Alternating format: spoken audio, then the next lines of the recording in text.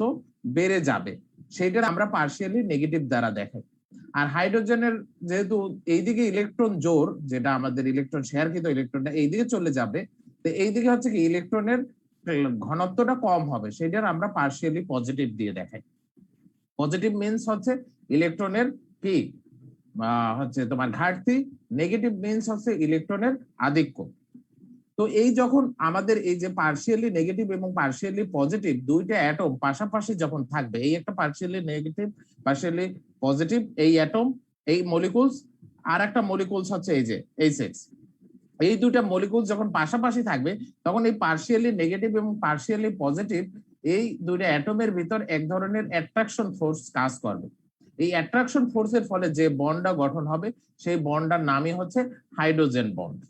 তাহলে এখানে কি হাইড্রোজেন বন্ড হইলো হচ্ছে কি যে আমার হাইড্রোজেন যদি কোনো হাইলি ইলেকট্রোনেগেটিভ অ্যাটমের সাথে বন্ড গঠন করে তখন হাইড্রোজেন অ্যাটম হয় পার্শিয়ালি পজিটিভ এবং অ্যানাদার অ্যাটম হয় পার্শিয়ালি নেগেটিভ। এই পার্শিয়ালি পজিটিভ অ্যাটমের সাথে পার্শিয়ালি নেগেটিভ এই যে অ্যাটমের এক ধরনের কি হয় অ্যাট্রাকশন ফোর্স কাজ করে। এই অ্যাট্রাকশন ফোর্সের ফলে যে বন্ড গঠন হয় সেই বন্ডটার নাম হচ্ছে আমাদের হাইড্রোজেন বন্ড। তাহলে এখন আমার হাইড্রোজেন বন্ড গঠন করার শর্ত কি কি? এখানে দুইটা শর্ত সাধারণত বলা হয়েছে, যে highly electronegativity of atom bonded to hydrogen, যে আমার যে অ্যাটমটা হাইড্রোজেনের সাথে বন্ড গঠন করবে সেই অ্যাটমটা অবশ্যই হাইলি ইলেকট্রোনেগেটিভ হইতে হবে। হাইলি ইলেকট্রোনেগেটিভ অ্যাটম কি কি আছে? যেমন ফ্লোরিন আছে, অক্সিজেন আছে, নাইট্রোজেন আছে, এবং এরা হচ্ছে হাইড্রোজেনের সাথে কি বন্ড গঠন করে? যেমন হাইড্রোজেন ফ্লোরাইড, পানি, অ্যামোনিয়া, এরা হচ্ছে এই হাইলি, এখানে হাইড্রোজেন হচ্ছে হাইলি ইলেকট্রোনেগেটিভ অ্যাটমের সাথে হচ্ছে বন্ড গঠন করছে। এটা হচ্ছে প্রথম শর্ত। 2 নম্বর শর্ত হচ্ছে কি small size of the electronegative atom. যে ইলেকট্রোনেগেটিভ অ্যাটমটা, যেমন এখানে আমাদের ইলেকট্রোনেগেটিভ অ্যাটমটা কি ফ্লোরিন, অক্সিজেন, নাইট্রোজেন, এদের সাইজ যত ছোট হবে ততই তারা হচ্ছে কি হাইড্রোজেন বন্ড গঠন করতে তারা তত শক্তিশালী হাইড্রোজেন বন্ড গঠন করবে। আর যত সাইজ যত ছোট বড় হবে তাদের তত তারা হচ্ছে কম শক্তিশালী হাইড্রোজেন বন্ড গঠন করবে। এখন দেখো হাইড্রোজেন বন্ডিং কত প্রকারের।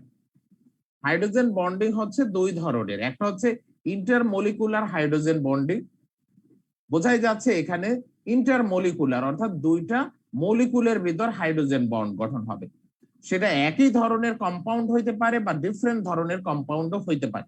এখানে যে এক্সাম্পল গুলো দেখানো হয়েছে তারা হচ্ছে একই ধরনের কম্পাউন্ড, যেমন hydrogen fluoride, hydrogen fluoride, hydrogen fluoride, এই যে কম্পাউন্ড একই ধরনের কম্পাউন্ড, তাদের ভিতর যে হাইড্রোজেন বন্ডটা হয়েছে আমরা এখানে দেখতেছি যে ফ্লোরিন হাইলি ইলেকট্রোনেগেটিভ, আর হাইড্রোজেনের হচ্ছে তাইলে পার্শিয়ালি পজিটিভ হবে, আর ফ্লোরিন হবে পার্শিয়ালি নেগেটিভ। এই পার্শিয়ালি নেগেটিভ সাথে এই পার্শিয়ালি পজিটিভের সাথে একটা হাইড্রোজেন বন্ড গঠন হবে। তাহলে এই একটা হচ্ছে স্বাধীন মলিকুলস, এই একটা স্বাধীন মলিকুলস, এই দুইটার ভিতর হচ্ছে কি আমাদের হাইড্রোজেন বন্ড গঠন হয়েছে। তাহলে এটা বলা হয়েছে ইন্টারমলিকুলার, অর্থাৎ দুইটা মলিকুলের ভিতরে এই ধরনের বন্ড হয়। যেহেতু এটা এই বন্ডের ফলে মলিকুলস গুলা একাত্রিত হয়, একটা মলিকুলস এর সাথে দেখো এখানে একটা হাইড্রোজেন ফ্লোরাইডের সাথে একটা হাইড্রোজেন ফ্লোরাইড মলিকুলস, এরকম হাইড্রোজেন ফ্লোরাইড মলিকুল একের পর এক যুক্ত থাকবে, অনেকগুলা হাইড্রোজেন ফ্লোরাইড মলিকুল এই হাইড্রোজেন বন্ডের মাধ্যমে যুক্ত থাকবে, যেমন পানির ভিতরে আমরা দেখতেছি। তার ফলে হবে কি এই কম্পাউন্ড গুলা ভিতরে বিশেষ ধরনের বৈশিষ্ট্য পাওয়া যাবে, যেমন কি এরা হবে high melting point, boiling point, এদের ভিসকোসিটি হাই হবে এবং এদের সারফেস টেনশন থাকবে, সারফেস টেনশন হাই হবে। অর্থাৎ যেসব ইন্টারমলিকুলার হাইড্রোজেন বন্ডিং কন্টেইনিং কম্পাউন্ডের ভিতরে এই প্রপার্টিজ গুলা আমরা দেখতে পাবো। যেমন আমরা উদাহরণস্বরূপ বলতে পারি, যেমন আমাদের যেমন আমরা জানি, আমি একটু বোর্ডটা দেখাই, এই কোশ্চেনটা প্রায় মাঝে মাঝে আসে, দেখবো যে পরীক্ষায় মাঝে মাঝে প্রায় আসে যে মানে ওয়াটার এবং হাইড্রোজেন সালফাইড। বোর্ড দেখা যাচ্ছে? জি স্যার দেখা যাচ্ছে। একটা কোশ্চেন আসে যে ওয়াটার এবং হাইড্রোজেন সালফাইড, ওয়াটার হচ্ছে রুম টেম্পারেচার হচ্ছে লিকুইড অবস্থায় থাকে, আর হাইড্রোজেন সালফাইড হচ্ছে রুম টেম্পারেচারে গ্যাসিয়াস থাকে, গ্যাসিয়াস স্টেটে থাকে। আমরা জানি যে অক্সিজেন এবং সালফার হচ্ছে গ্রুপ 16 এর মৌল, তাই না? গ্রুপ 16 এর মৌল হচ্ছে কে? অক্সিজেন, সালফার, সেলোনিয়াম, টেরোলিয়াম ও এসএসসি তে পড়ে, তাই না? পোলোনিয়াম। তো এই যে গ্রুপ 16 এর মৌল, এই গ্রুপ 16 এর মৌল দেখো পাশাপাশি দুইটা মৌল হচ্ছে আমার হাইড্রোজেন এবং সালফার, কিন্তু তারা হাইড্রোজেনের সাথে বন্ড গঠন করে একটা হচ্ছে রুম টেম্পারেচারে লিকুইড হচ্ছে, একটা হচ্ছে রুম টেম্পারেচারে গ্যাস। কারণটা হচ্ছে এই হাইড্রোজেন বন্ড। দেখো আমাদের এখানে যে মানে পানির অণুটা গঠন হয়েছে সেখানে কিন্তু ইলেকট্রন শেয়ারের মাধ্যমে, অর্থাৎ দুইটা কোভালেন্ট বন্ড, দুইটা সিগমা বন্ড হয়েছে। হাইড্রোজেন সালফাইডও সেম, হাইড্রোজেন সালফাইডও সেম। সালফার দুইটা হচ্ছে হাইড্রোজেনের সাথে দুইটা সিগমা বন্ধন গঠন করছে, এখানেও দুইটা সিগমা বন্ধন গঠন হয়েছে। কিন্তু এখানে মানে কি দেখা গেছে যে এই আমরা জানি যে অক্সিজেনের ইলেকট্রোনেগেটিভিটি হচ্ছে 3.5 আর সালফারের সম্ভবত 2.4 বা এরকম সামথিং। তাইলে দেখো এখানে হচ্ছে ইলেকট্রোনেগেটিভিটি ডিফারেন্সটা কি অনেক বেশি না? আমার হাইড্রোজেনের হচ্ছে 2.1 আর অক্সিজেনের হচ্ছে 3.5। তাহলে এখানে হচ্ছে ইলেকট্রোনেগেটিভিটি ডিফারেন্সটা অনেক বেশি, আর এখানে হচ্ছে ইলেকট্রোনেগেটিভিটি ডিফারেন্সটা খুবই কম। খুবই কম হলে তারা কি পোলার কম্পাউন্ড হবে? পোলার কোভালেন্ট কম্পাউন্ড হবে না, তারা হচ্ছে পিওর কোভালেন্ট কম্পাউন্ড হবে। কারণ কি? যেহেতু তাদের ইলেকট্রোনেগেটিভিটির ডিফারেন্সটা খুবই কম, তাই এই যে শেয়ারকৃত ইলেকট্রনটা, এইখানে যে শেয়ারকৃত ইলেকট্রনটা এটা কোনো দিকেই যাবে না। কিন্তু এই পানির বেলায় আমাদের এখানে যে শেয়ারকৃত ইলেকট্রন, সেই ইলেকট্রনটা দেখা যাবে যে অক্সিজেনের দিকে চলে আসবে বেশি।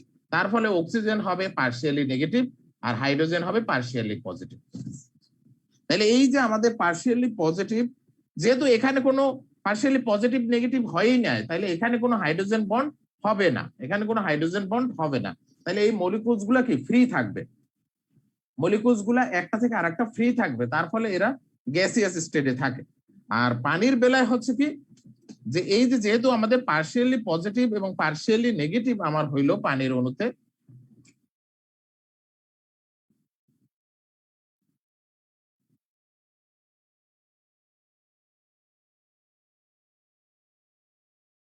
এটা হচ্ছে পার্শিয়ালি পজিটিভ, এটা হচ্ছে পার্শিয়ালি নেগেটিভ। তাইলে এই যে আমাদের পার্শিয়ালি পজিটিভ এবং পার্শিয়ালি নেগেটিভ এই যে পোর্শনটা হাইড্রোজেনের সাথে অক্সিজেনের, এখানে কি একটা তৈরি হবে? হাইড্রোজেন বন্ড তৈরি হবে। এটা সিমিলার আরো একটা হচ্ছে তোমার হচ্ছে অক্সিজেন মলিকুলস এর সাথে আবার হবে এরকম হাইড্রোজেন বন্ড। এরকমের বন্ড গঠন করে যাবে। তার ফলে কি হবে? যেহেতু একটা মলিকুলস এর সাথে একটা মলিকুলস এই যে হাইড্রোজেন বন্ড গঠন হয়েছে, তার ফলে কিন্তু সে কি হবে? যেহেতু মলিকুলস গুলা কাছাকাছি থাকতেছে এবং তাদের ভিতরে এই যে হাইড্রোজেন বন্ডেড ফোর্সের কারণে তারা কাছাকাছি থাকবে, এই জন্য তারা কি লিকুইড অবস্থায় থাকবে। আমরা জানি যে অণু পরমাণুর যে হচ্ছে ভিতরে দুই ধরনের অণুগুলার ভিতরে আমরা জানি যে দুই ধরনের বল আছে। একটা হচ্ছে আকর্ষণ বল, আন্ত আণবিক আকর্ষণ বল বা ইন্টারমলিকুলার অ্যাট্রাকশন ফোর্স, আর একটা হচ্ছে কাইনেটিক এনার্জি। যখন কাইনেটিক এনার্জি, যখন ইন্টারমলিকুলার অ্যাট্রাকশন ফোর্সটা বেশি হয়, মানে কি মোটামুটি মানে কাইনেটিক এনার্জির কাছাকাছি হয়, তখন সেটা লিকুইড অবস্থায় থাকে। আর যখন হচ্ছে ইন্টারমলিকুলার অ্যাট্রাকশন ফোর্সটা খুবই বেশি হয় কাইনেটিক এনার্জির চেয়ে, তখন তারা সলিড অবস্থায় থাকে। আর হচ্ছে ইন্টারমলিকুলার অ্যাট্রাকশন ফোর্সটা যখন খুবই কম হবে কাইনেটিক এনার্জির চেয়ে, অর্থাৎ কাইনেটিক এনার্জি তখন বেশি হবে, অর্থাৎ গতিশক্তি বেশি হবে, তখন তারা গ্যাসিয়াস অবস্থায় থাকবে। তাহলে যেহেতু এখানে ইন্টারমলিকুলার একটা অ্যাট্রাকশন ফোর্স আছে আর হাইড্রোজেন সালফাইডে এই ধরনের কোনো ফোর্স নেই,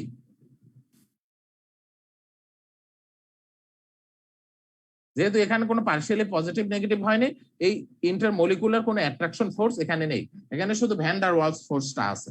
আর এখানে ভ্যান ডার ওয়ালস ফোর্সের পরিবর্তেও হাইড্রোজেন বন্ডেড একটা অ্যাট্রাকশন ফোর্স এখানে আছে, তাই এরা হচ্ছে রুম টেম্পারেচার হচ্ছে লিকুইড। এরপর আসো আমাদের পরবর্তী যেটা, সেটা হচ্ছে ইন্ট্রামলিকুলার হাইড্রোজেন বন্ড। ইন্ট্রামলিকুলার অর্থাৎ একই মলিকুলের ভিতরে এই ধরনের হাইড্রোজেন বন্ড হবে, একই মলিকুলস, মানে একটা মলিকুলস এর ভিতরে কোথাও হাইড্রোজেন থাকবে, কোথাও অন্য আরেকটা অ্যাটম থাকবে, এবং তাদের ভিতর এই ইলেকট্রোনেগেটিভিটির ডিফারেন্সের পরে পার্শিয়ালি পজিটিভ পার্শিয়ালি নেগেটিভ হবে, এবং তাদের ভিতরই এই ধরনের হাইড্রোজেন বন্ড হবে। যেমন আমরা উদাহরণস্বরূপ যদি বলি ট্রু নাইট্রোফেনল, নাইট্রোফেনলের গঠনটা কি রকমের, একটা নাইট্রো কম্পাউন্ড, একটা হচ্ছে ফেনোলিক কম্পাউন্ড। ফেনোলিক কম্পাউন্ডটা কি, OH, এটা হচ্ছে ফেনোলিক কম্পাউন্ড। দেখো এই যে O এবং H এদের ভিতর কি কোভ্যালেন্ট বন্ড আছে, তা হাইড্রোজেন এখানে অক্সিজেন কি হাইলি ইলেকট্রোনেগেটিভ, তাহলে সে কি হবে পার্শিয়ালি নেগেটিভ, সে হবে পার্শিয়ালি পজিটিভ। আর নাইট্রো গ্রুপ, নাইট্রোতে কি আছে NO, তাই না?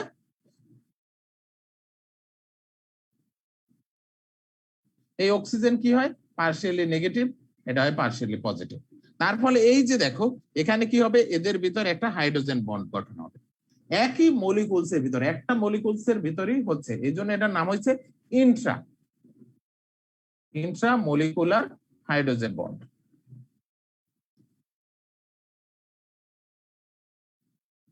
যেহেতু এটা ইন্ট্রা মলিকুলার হাইড্রোজেন বন্ড, দেখো তার ফলে কি সে পাশের অণুর সাথে কোনো আকর্ষণ না, কিন্তু এই যে হাইড্রোজেন বন্ডের ফলে পাশের অণুর সাথে কোনো হচ্ছে না, এই নিজের মলিকুলসের ভিতরেই হচ্ছে। নিজের মলিকুলসের ভিতর হইলে তো আমার এখানে যে ইন্টার মলিকুলার অ্যাট্রাকশন ফোর্সটা তো বাড়বে না, বাড়বে কি ইন্টার মলিকুলার হাইড্রোজেন বন্ড গঠন হওয়া কম্পাউন্ডে আমার ইন্টার মলিকুলার যে অ্যাট্রাকশন ফোর্স সেটা কিন্তু বৃদ্ধি পাবে না। ইন্টার মলিকুলার হাইড্রোজেন বন্ড সেখানে কোনো ইনফ্লুয়েন্স করে না, যেহেতু সে ইন্টার মলিকুলার হচ্ছে তোমার অ্যাট্রাকশন ফোর্সে কোনো ইনফ্লুয়েন্স করে না এই বন্ডটা, তার ফলে কি হবে এদের যে মেল্টিং পয়েন্ট বয়লিং পয়েন্ট কিন্তু হাই হবে না, যেমন ইন্টার মলিকুলার হাইড্রোজেন বন্ডের ফলে কিন্তু ছিল, কিন্তু এখানে সেটা থাকবে না। কারণ কি, এটা তো নিজের মলিকুলের ভিতরই, পার্শ্ববর্তী মলিকুলের সাথে কোনো ইনফ্লুয়েন্স নেই, নিজের মলিকুলসের ভিতরই সে হচ্ছে ই করছে, একটা মলিকুলসের ভিতরই সে হাইড্রোজেন বন্ড গঠন করছে।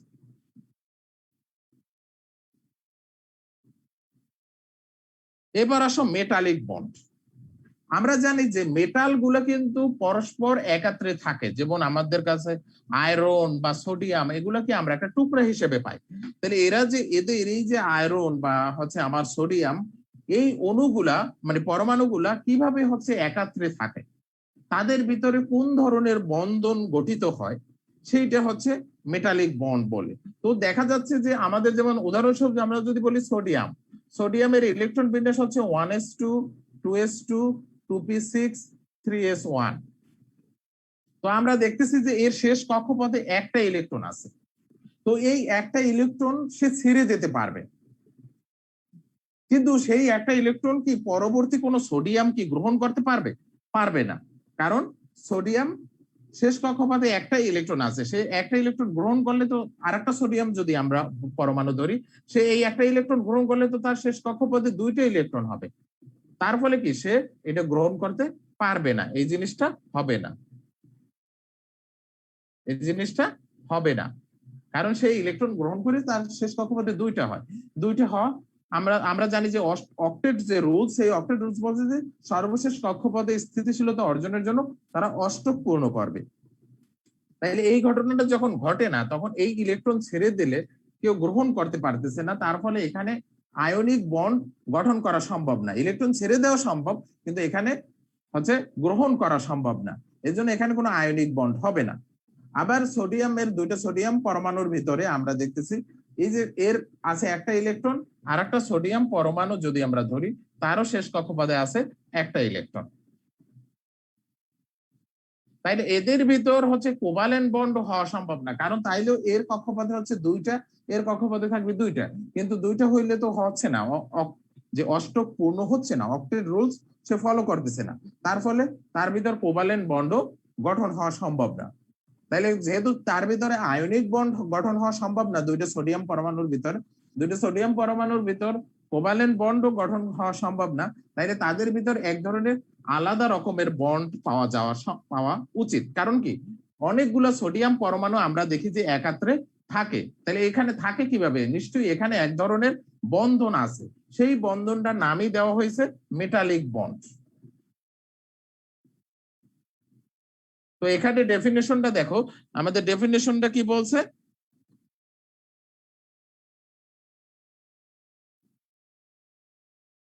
The peculiar type of bonding which hold the atoms together in the metal crystal is called the metallic bonding. দেখো peculiar টাইপের বন্ড, তাইলে এটা কি আয়নিক বন্ড না, কোভালেন্ট বন্ড না, একটা peculiar টাইপের বন্ড, একটা ডিফারেন্ট ধরনের বন্ধন, যে বন্ধনে আমরা দেখি যে এই যে মেটাল ক্রিস্টালের ভিতর মেটাল অ্যাটম গুলা তারা একত্রিত থাকে, সেই বন্ধনটারই আমরা বলবো মেটালিক বন্ড। এই মেটালিক বন্ড কিভাবে হয় আসলে এই সম্পর্কিত অনেকগুলা থিওরি আছে, কোনো ল নাই, মডেল আছে অনেকগুলা, থিওরি নয় মডেল, সেই মডেলের আলোকে আমরা ব্যাখ্যা করতে পারি।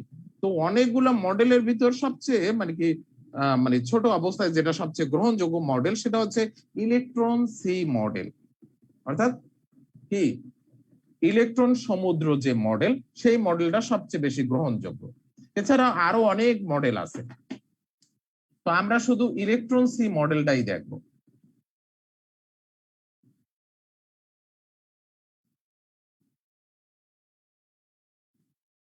ইলেকট্রন সি মডেল, এই মডেলে কি বলছে, এই মডেলে বলছে যে যে আমার মেটালিক বন্ড যেটা, সেই বন্ডটা কখন গঠন হবে, সেই বন্ডটা গঠন হবে যখন আমার মেটালের কি হবে, এক নাম্বার হচ্ছে মেটালের লো আয়োনাইজেশন এনার্জি হবে।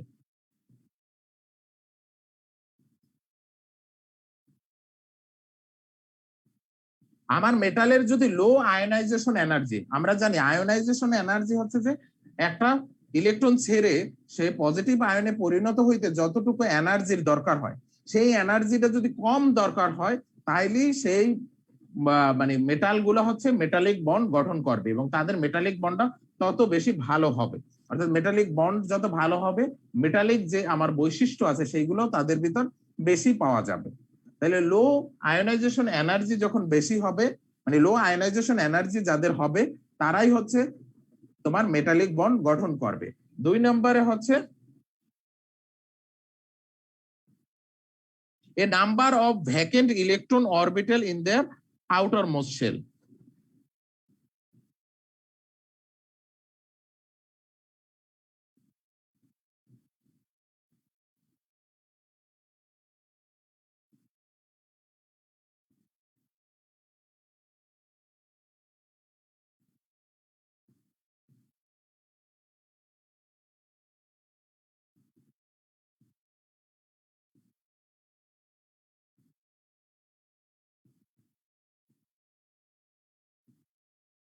তাদের শেষ কক্ষপথে অনেকগুলা হচ্ছে ভ্যাকেন্ট অরবিটাল থাকতে হবে। যেমন এখানে উদাহরণস্বরূপ বলছে ম্যাগনেসিয়ামের, আমরা জানি যে ম্যাগনেসিয়ামের ইলেকট্রন বিন্যাস কত, 1s2 2s2 2p6 3s2 3p0 3d0, তাই না? তাহলে 3s2 তার তৃতীয় কক্ষপথে এসে দুইটা ইলেকট্রন আছে, পি অরবিটাল এবং ডি অরবিটাল হচ্ছে এখানে কি কি অপূর্ণ আছে, অর্থাৎ ভ্যাকেন্ট আছে। এই যে ভ্যাকেন্ট অরবিটাল থাকলে এই যে ইলেকট্রন গুলা ইজিলি হচ্ছে এই ভ্যাকেন্ট অরবিটাল পি অরবিটালের ভিতরে সে চলে যেতে পারে, পি অরবিটালে যেতে পারে। তার ফলে কিন্তু এখানে যে তাদের কি বলে যোজন ব্যান্ড, যোজন ব্যান্ডের হচ্ছে যে শক্তির যে পার্থক্য তোমরা হয়তো বা পড়ছো ফিজিক্সে, যে যোজন ব্যান্ড, পরিবহন ব্যান্ড, তাই না, ভ্যালেন্স ব্যান্ড আর হচ্ছে তোমার কন্ডাক্টর ব্যান্ড, মানে energy gap, outer most shell থেকে হচ্ছে তোমার ব্যালেন্স শেলের হচ্ছে তোমার এনার্জি গ্যাপ, কন্ডাক্টর শেলের এনার্জি গ্যাপ, তাই না? তাহলে এখানে এনার্জি গ্যাপটা কম হবে, তার ফলে কি হবে, এই ইলেকট্রন গুলো ফ্রিলি মুভমেন্ট করতে পারবে।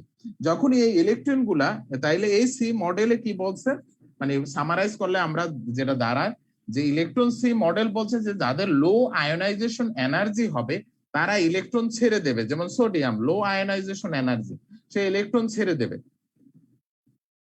তাহলে এই ইলেকট্রন যে ছেড়ে দিল এর সাথে, তাহলে এটা হচ্ছে কি পজিটিভ সোডিয়াম আয়ন, আর নেগেটিভ, এই যে পজিটিভ নেগেটিভের ভিতরে এক ধরনের কি হবে, ইলেকট্রন এক ধরনের সমুদ্র হবে।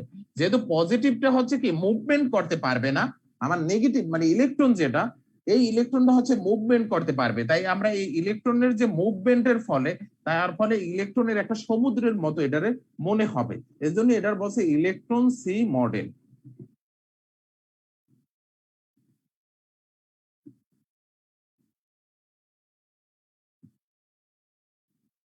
তাইলে দেখো এখানে ইলেকট্রন গুলো হচ্ছে ফ্রিলি মুভমেন্ট করতে পারতেছে, কারণ হচ্ছে এদের লো আয়নাইজেশন এনার্জি, ইজিলি ইলেকট্রনটা ছেড়ে দিতে পারছে। তাদের ভ্যাকেন্ট অরবিটাল আছে, ভ্যাকেন্ট অরবিটালের ফলে তারা সেই অরবিটালে যেতে পারতেছে।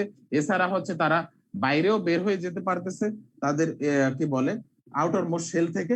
তার ফলে তারা এই ধরনের একটা বন্ধন গঠন করে। এই বন্ধনটা হচ্ছে আমার মেটালিক বন্ড। এই মেটালিক বন্ড হওয়ার ফলে আমরা এখানে কিছু ধরনের বৈশিষ্ট্য দেখতে পাবো। সেই বৈশিষ্ট্যগুলো কি কি আছে? মেটালিক বন্ড হইলে আমাদের এই ইলেকট্রন সি মডেল যে কয়টা বৈশিষ্ট্য এখানে আমরা আলোচনা করব সেগুলো মোটামুটি ব্যাখ্যা করতে পারে, মোটামুটি, পরিপূর্ণ না। আমরা বলছি যে এটা একটা মডেল, কিন্তু এটা ল না, তাই না, বা থিওরিও না, এটা একটা মডেল।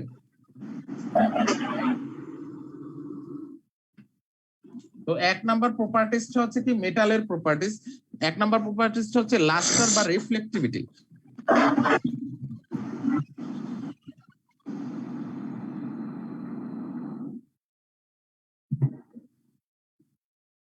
লাস্টার আমরা জানি যে উজ্জ্বল, তাই না?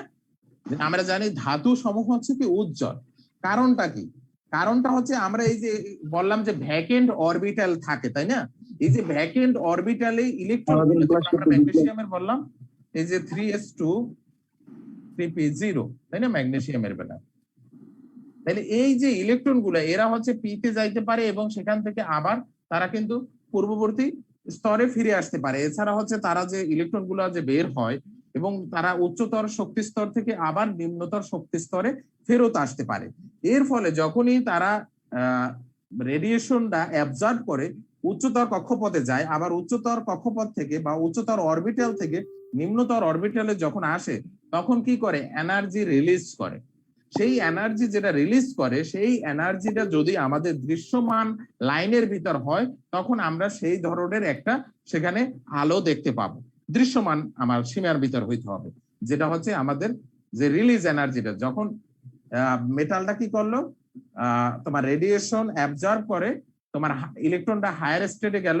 এই হায়ার স্টেট থেকে যখন ইলেকট্রনটা এনার্জিটা রিলিজ করে লোয়ার স্টেটে আসলো, তখন সেই রিলিজিং এনার্জিটার যে ওয়েভলেন্থ, সেই ওয়েভলেন্থটা যদি আমাদের দৃশ্যমান আলোর সীমার ভিতর হয়, তখন যে সীমার ভিতর হবে সেটা লাল, নীল বা সবুজ, যে সীমার ভিতর হবে আমরা সেই বস্তুটারে সেই রঙের আমরা দেখতে পাবো। তার ফলে কি তার ভিতরে এই উজ্জ্বলতা বা আলোক দ্যুতি সেই জিনিসটা কিন্তু দেখা যাবে। দুই নাম্বার প্রপার্টিসটা হচ্ছে ইলেকট্রিক কন্ডাক্টিভিটি।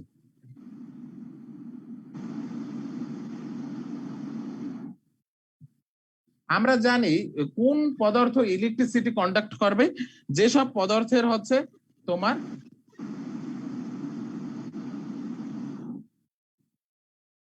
যেসব পদার্থের হচ্ছে কি ফ্রি ইলেকট্রন আছে, তাই না?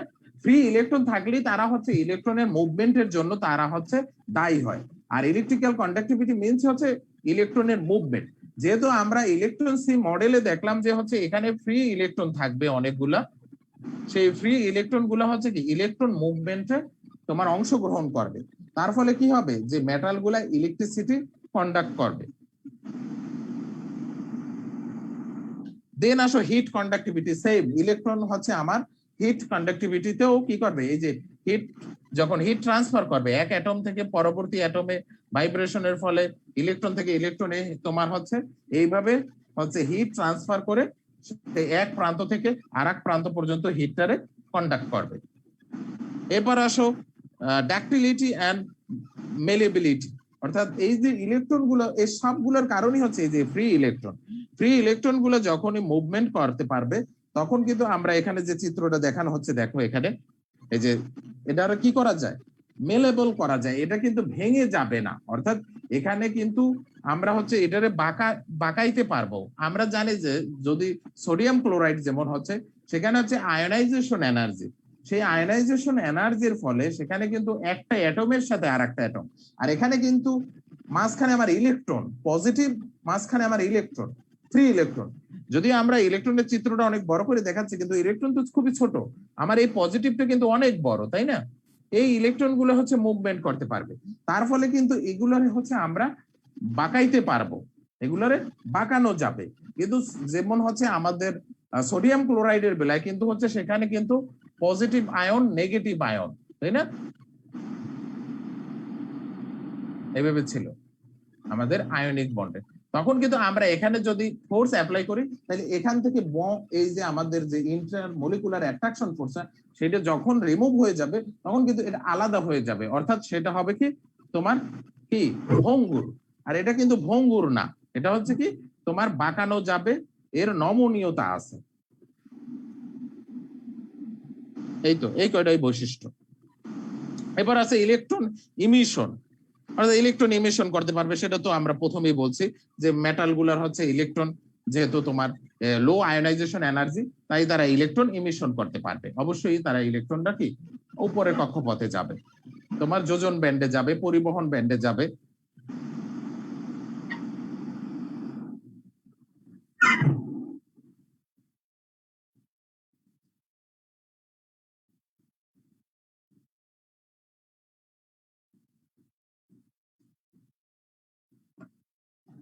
যেটা বলছে electron emission, when enough heat energy is applied to the metal to overcome the attraction between the positive metal ion and outer electron, the electron is emitted from the metallic atom.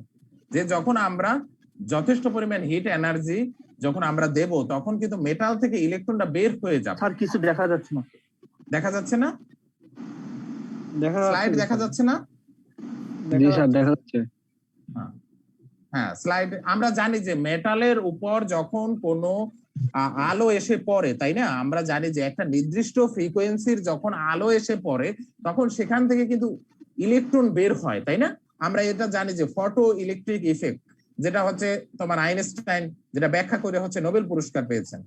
আমরা জানি যে Nobel পুরস্কার Einstein যে হচ্ছে Nobel পুরস্কারটা কিন্তু তার relativity তত্ত্বের জন্য পায় নাই, তাই না, আপেক্ষিকতা তত্ত্ব যেটা, সেই আপেক্ষিকতা তত্ত্বটার হচ্ছে কি যেহেতু কোনো ব্যবহার এখন পর্যন্ত পাওয়া যায়নি, এক্সাক্ট ব্যবহার, যেমন এখন স্পেসে ব্যবহার আছে কিন্তু তখন অতটা ব্যবহার ছিল না, কিন্তু তিনি এই যে ফটো ইলেকট্রিক ইফেক্ট এই জিনিসটা তিনি ব্যাখ্যা করার ফলে কিন্তু তিনি নোবেল পুরস্কার পাইছেন।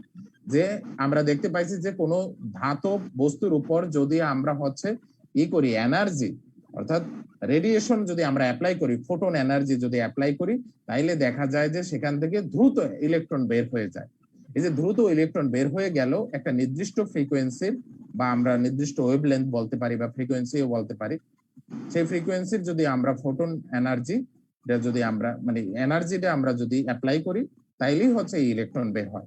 ওই এনার্জি ওই নির্দিষ্ট ফ্রিকোয়েন্সির চেয়ে যদি মানে কি কম ফ্রিকোয়েন্সির হয় তাহলে কিন্তু এনার্জিটা রিলিজ হবে না, কম ফ্রিকোয়েন্সির হইলে আর এনার্জি রিলিজ হবে না। ওই ধরনের ফ্রিকোয়েন্সির কি বলা হয়, যেমন সূচন কম্পাঙ্ক সম্ভবত।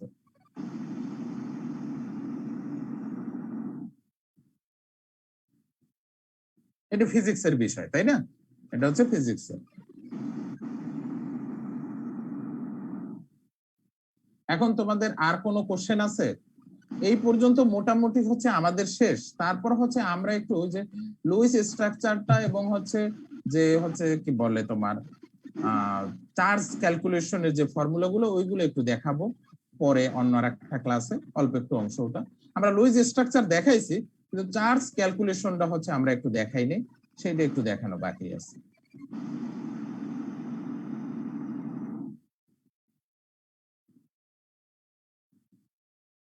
আর হচ্ছে তোমাদের পরীক্ষার বিষয়, তাই না, আমাদের হচ্ছে 2টা সিটি পরীক্ষা নিতে হবে। আমরা হচ্ছে আগামী সোমবারে হচ্ছে আমার একটা সিটি পরীক্ষা হবে, নেক্সট সোমবারে হচ্ছে আর একটা সিটি পরীক্ষা হবে। প্রথম সিটি পরীক্ষার হচ্ছে সিলেবাস হচ্ছে তোমার এখান থেকে আমি দেখাচ্ছি।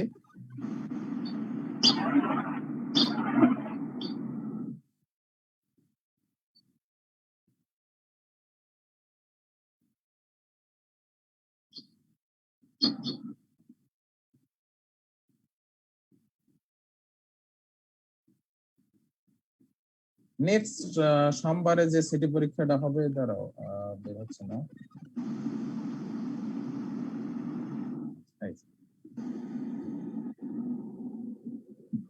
স্লাইড দেখা যাচ্ছে? জি স্যার, জি স্যার দেখা যাচ্ছে। তোমরা হচ্ছে এখান থেকে পড়বা যে এই যে অ্যাটম কাকে মানে এই যে ইলেকট্রন প্রোটন, অ্যাটমের ভিতর যে ইলেকট্রন প্রোটন থাকে, আর এই যে থিওরি গুলা মানে কি যে আমাদের মডেল, বোরের মডেল বা হচ্ছে লিমিটেশন, এই রকমের কোনো কোশ্চেন দেওয়া হবে না যে বোরের মডেল লেখো বা লিমিটেশন লেখো বা পরীক্ষা এটা লেখো। অর্থাৎ হুবহু বই থেকে কোনো কোশ্চেন দেওয়া হবে না। কোশ্চেন গুলা একটু হচ্ছে তোমরা এখান থেকেই যেন কোশ্চেন গুলার অ্যান্সার করতে পারো এরকম কোশ্চেন দেওয়া হবে, ম্যাথমেটিক্স টাইপ কোশ্চেন। এছাড়া হচ্ছে এখান থেকে যেগুলো কোশ্চেন গুলো হচ্ছে এইটার আলোকে তুমি ব্যাখ্যা করতে পারো। ইলেকট্রন, তারপর হচ্ছে তোমার ওই যে ইলেকট্রন বিন্যাস, যে ব্যতিক্রমী ইলেকট্রন বিন্যাস বা জেনারেল ইলেকট্রন বিন্যাস, বা হচ্ছে আমি একটা অ্যাটম দিয়ে দিলাম, উপরে নিচে লিখে দিলাম, তাহলে তার প্রোটন সংখ্যা কত, ইলেকট্রন সংখ্যা কত, নিউট্রন সংখ্যা কত, সেইটা লিখতে বলতে পারি। এই রকমের হচ্ছে যেগুলো মুখস্থ নয় সেগুলো থেকে, অর্থাৎ বেসিক জিনিস থেকে কোশ্চেন দেওয়া হবে।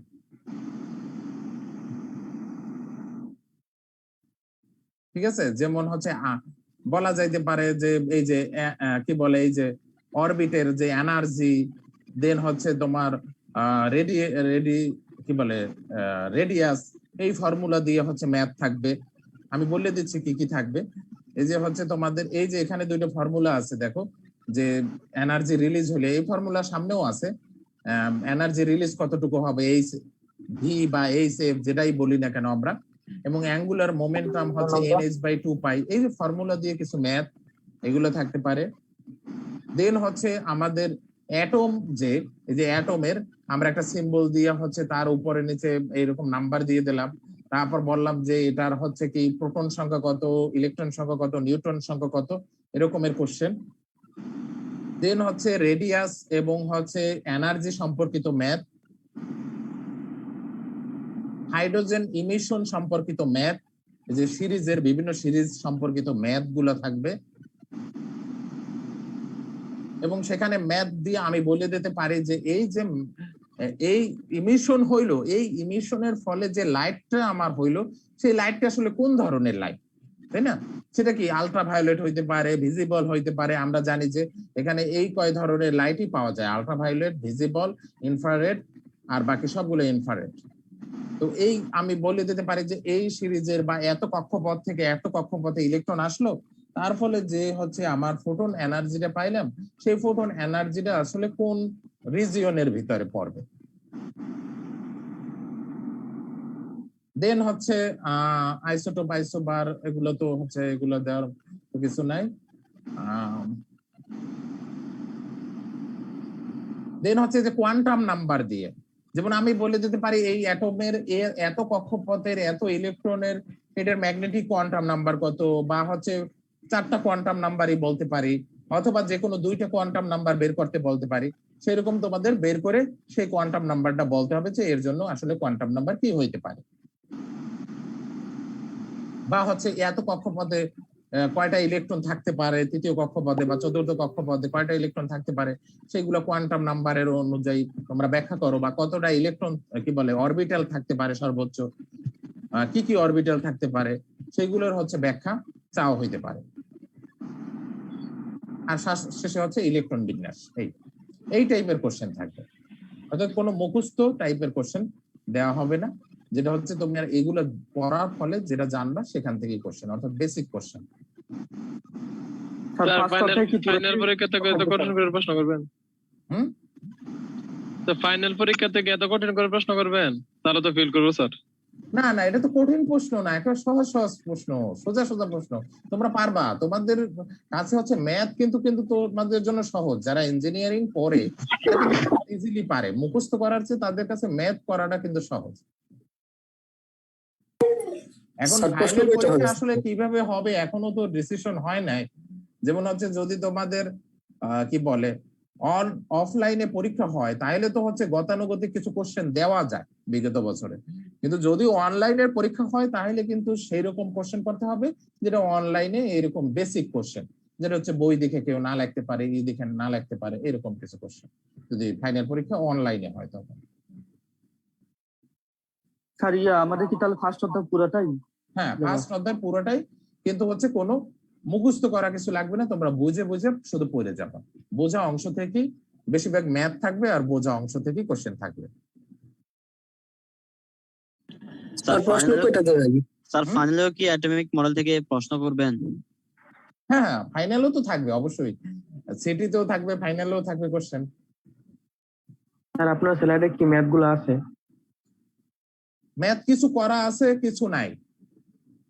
এটা তোমরা হচ্ছে, আমি একটা বই তোমাদের হচ্ছে আজকে পাঠাই দেব, মানে ওই যে বইটা আমি মেইনলি এখানে বেশি ফলো করছি, সেই বইটা হচ্ছে প্রথম 2টা চ্যাপ্টার মনে হয়, বল এন্ড তুলির বই আছে একটা, ফিজিক্যাল কেমিস্ট্রি, ওর হচ্ছে তোমার চ্যাপ্টারটা আমি একটু দেখি কত নাম্বার স্যার চ্যাপ্টার। আপনি স্যার ম্যাথ গুলো স্যার ওইখানে ম্যাথ গুলো তোমরা পাবা, বিভিন্ন ধরনের ম্যাথ, কিন্তু হচ্ছে আমি বই থেকেও কিন্তু হুবহু মান তুলে দেব না, এটা কিন্তু মনে রাখো। হুবহু মান না হলে সমস্যা নাই, কিন্তু স্যার একটা ম্যাথের যদি একটা ফরম্যাট। হ্যাঁ, ম্যাথ যদি তোমরা দেখতে পাও তাহলে তোমাদের জন্য সুবিধা হবে। যেমন স্ট্রাকচার অফ অ্যাটম, এই যে ক্লাসিক্যাল মেকানিক্স, আমি শেয়ার দেই নাই তোমাদের, না শেয়ার দিচ্ছি, আমি এই বইটা তোমাদের এখনই পাঠাই দিচ্ছি কিছুক্ষণ পর। এই যে ফিজিক্যাল কেমিস্ট্রির যেটা বই, এখানে দেখো মেইনলি হচ্ছে এখানে কিন্তু এই যে স্ট্রাকচার অফ অ্যাটম, এই যে 2টা চ্যাপ্টার, প্রথম 2টা চ্যাপ্টার, এখানে আছে আইসোটোপ, আইসোটোন, আইসোবার, এগুলো লাগবে না, এই 2টা চ্যাপ্টারের উপর মেইনলি। দেখো এখানে কিন্তু অনেক ম্যাথ আছে, আমরা দেখি।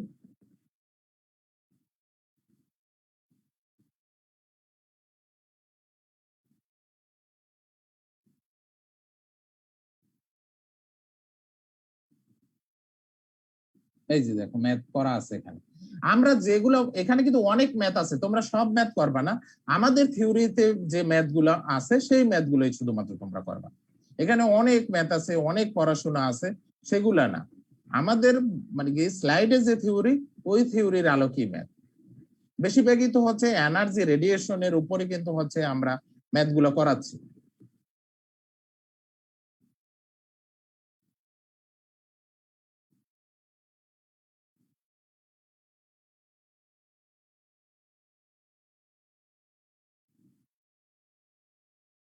এই যে এইগুলা নাই, এগুলো আমরা করাই নাই, এগুলো এই যে বোর মডেলের পর থেকে, এই যে এখান থেকে, হ্যাঁ বোর মডেল, এই যে ক্যালকুলেশন অফ রেডিয়াস, দেখো এই যে রেডিয়াস আছে এখানে, এই যে হচ্ছে এনার্জির ফর্মুলা, এখান থেকে কিছু ম্যাথ আছে, এই যে আমরা এখান থেকে কিন্তু এখান থেকে নিয়ে নিছি ওখানে, যে এইগুলা, এই যে এনার্জির কি বলে ওয়েভ নাম্বারের ফর্মুলা বা ওয়েভ লেন্থের ফর্মুলা, যেটা রিডবার কনস্ট্যান্ট দিয়ে, এটা দিয়ে কিছু ম্যাথ এখানে করা আছে, এই যে করা আছে, এই যে দেখো ম্যাথ।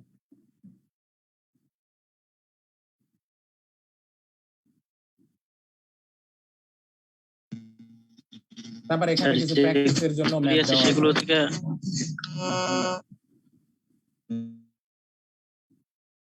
স্যার বলতেছিলাম যে থিওরি যে আছে, থিওরি গুলো থেকে প্রশ্নটা কেমন হবে, এমসিকিউ টাইপ নাকি short question? Short question, mathematics type question বেশিরভাগ। যেমন আমি তোমাদের বলছি কিন্তু কি কি কোশ্চেন থাকবে, পুরোটাই বলে দিছি। স্যার একটা চ্যাপ্টার একটু মানে সিলেবাসটা ছোট করে দিলে আমরা ভালোভাবে প্রিপারেশন নিতে পারতাম, এটা আমাদের জন্য এইটাই কিন্তু অনেক ছোট ভালো কাজ হতো। সিলেবাস, মাত্র 20টা স্লাইড, 20টা স্লাইডের উপর পরীক্ষা। প্রথম যে 10টা স্লাইড তো থিওরি, সেই থিওরি পড়ার দরকার নেই, যে আমাদের যে কি বলে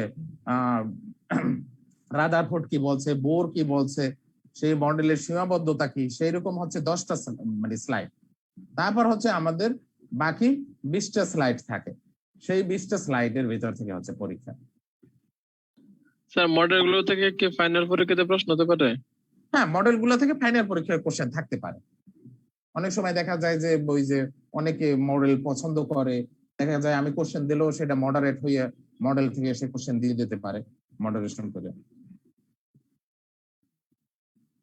যে মডেল ব্যাখ্যা করো, মডেলের লিমিটেশন বলো, তাই না, এরকম কোশ্চেন ফাইনালে থাকবে। কিন্তু এই যে আগামী সপ্তাহের যে পরীক্ষা, সেখানে থাকবে না, সেখানে বেশিরভাগই হচ্ছে ম্যাথ থাকবে, অ্যাটমের হচ্ছে তোমার থাকবে, যে কি বলে ইলেকট্রন প্রোটন নিউট্রন বাইর করো, আর হচ্ছে ইলেকট্রন বিন্যাস, যে কয়টা ফর্মুলা আছে এগুলো দিয়ে ম্যাথ, ইলেকট্রন বিন্যাস, আর হচ্ছে অ্যাটম, যে অ্যাটমের ইলেকট্রন প্রোটন নিউট্রন বাইর করা। স্যার আমাদের থেকে তাহলে বইটা পাঠিয়ে দিন স্যার। আচ্ছা ঠিক আছে, আমি তোমাদের পাঠাই দেবো। ম্যাথের জন্য তাহলে এই বইয়ের কোন কোন চ্যাপ্টারটা ফলো করব? এই যে প্রথম 2টা চ্যাপ্টার এই বইয়ে। জি স্যার। এছাড়া তোমাদের এই চ্যাপ্টারের যে পড়াশোনা, এটা কিন্তু ইন্টারমিডিয়েটের একেবারে তোমরা দেখবা যে ইন্টারমিডিয়েটের বইগুলার হচ্ছে প্রথম অংশই কিন্তু এটা আসলে ইলেকট্রন যে অ্যাটমিক স্ট্রাকচার ওদের দেওয়া যে চ্যাপ্টারটা, ওই চ্যাপ্টারে কিন্তু অনেক কিছু বর্ণনা করছে এইগুলা। সেকেন্ড চ্যাপ্টার সম্ভবত ইন্টারমিডিয়েটে, সেখান থেকেও করতে পারো ম্যাথ, এখান থেকেও করতে পারো। ম্যাথ প্র্যাকটিস করা যায়, অর্থাৎ ফর্মুলাটা বুঝলে তুমি হচ্ছে ম্যাথ করা তোমার জন্য কোনো সমস্যা হবে না। আর সেকেন্ড আমাদের যে পরীক্ষাটা, সেকেন্ড পরীক্ষাটা হবে তার পরের সোমবার, সেটা হচ্ছে কেমিক্যাল বন্ডের উপর। সেটা মাত্র আমি 16টা স্লাইডের উপর পরীক্ষা নেব। সেখানেও হচ্ছে এই যে এরকম ছোট ছোট কোশ্চেন দেওয়া হবে বোঝার আলোকে।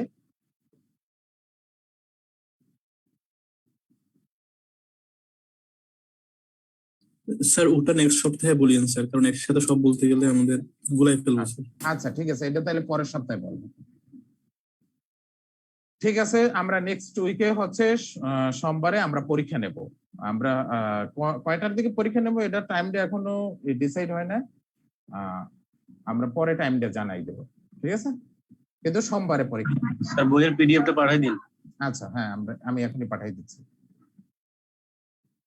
ঠিক আছে, ইয়েস স্যার, আল্লাহ হাফেজ।